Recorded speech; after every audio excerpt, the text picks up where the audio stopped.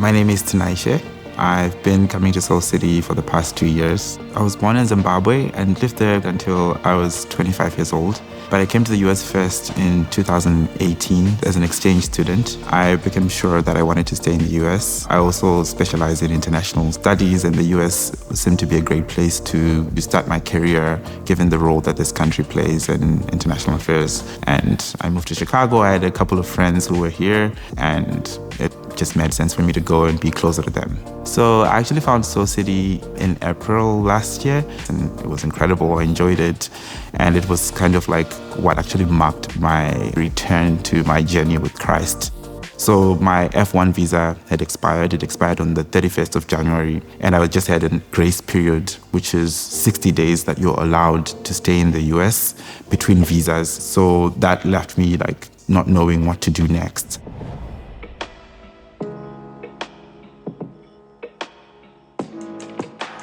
I go to Seoul City for Ash Wednesday. While I'm there, I met one of the people in the prayer hall. We start praying, and I told her about what was happening, that I had a few days left to be in the United States. She said that the Lord is going to wow you. We want you at Seoul City.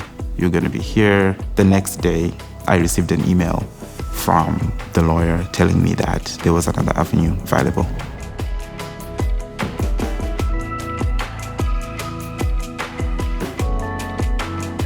Towards the end of March, I received a message on LinkedIn from a headhunter, and she said that there was an opportunity that she thought I would be interested in, and they're looking for someone who has a background in immigration and research. And that's my background. That's everything that I've studied. That's the experience that I have from working. So I thought, wow, this position makes sense. Everything about it makes sense. But I was very bitter because I was asking why the opportunity was coming at a time where it wouldn't be able to move forward, because which employer is waiting for you for 6 months to get your papers together? But after that, they asked me to write a writing sample, and then they didn't get back to me until April. And then they say that they wanted me to have my first interview with the hiring manager, and that would be the next month in May. And the hiring manager expressed to me that the recruitment process was going to be long. I'm just like, God, are you going to delay this and make it wait for my papers to be ready? And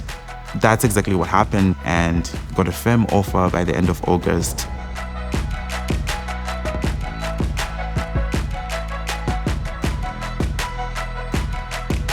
I remember going to the prayer hall, and that day I met Sydney. She was the one in the prayer hall. I talked to her about everything that had been going on, and she said, in the God that we're praying to, that approval is coming this week. And, I thought that was very confident of her to just declare that right away and not even be worried that, what if it doesn't come? What if, that faith just, it really moved me in that day.